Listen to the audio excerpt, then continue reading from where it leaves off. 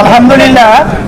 প্রিয় সাংবাদিক বন্ধুগণ, আপনারা তো সবাই জানেন যে জুলাই এবং 5ই আগস্ট 2024 যে গণ অভ্যুত্থান, এত হাজার মায়ের কোল খালি হলো, সন্তান হারা হলো, অনেকে পঙ্গু হলো, চোখে হারালো।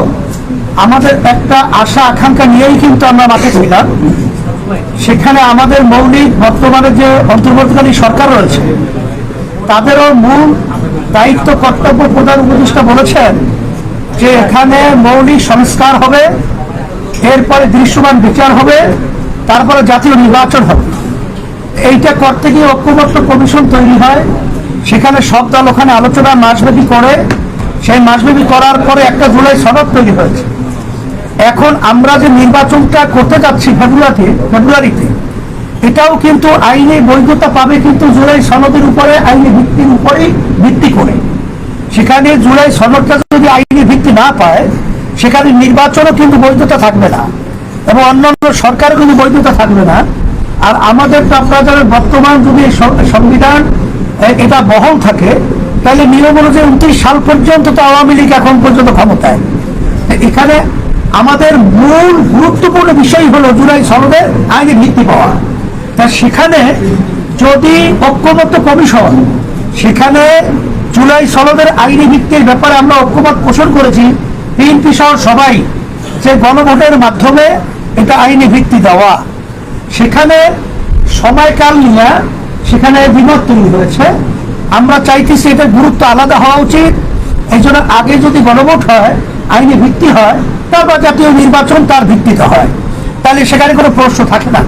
সেখানে বিএনপি যে বলছে একই দিনে গণভোট এবং সেখানে জাতীয় নির্বাচন, তাহের ভাই বলেছেন, মামুন ভাই বলেছেন যে আসলে সেখানে ওইটার গুরুত্ব থাকে না।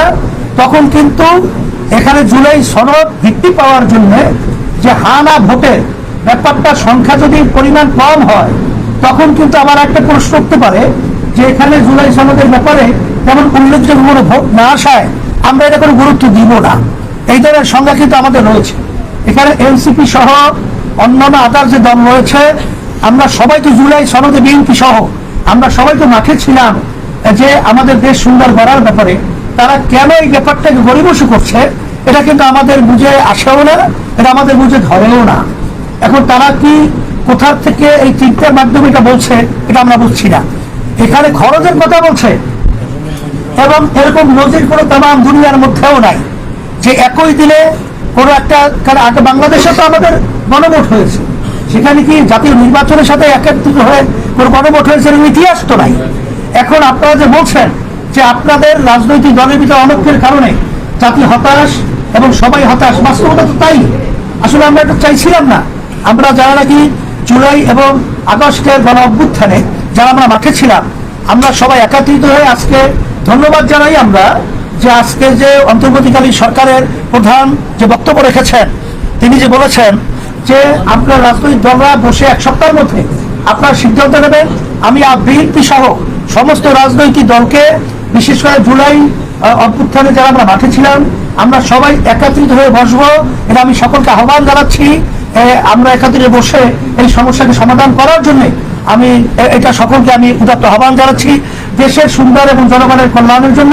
এটা আপনাদের সাংবাদিক ভাই বন্ধুদেরকে বলবো, আপনাদের সহযোগিতা আমরা কামনা করছি।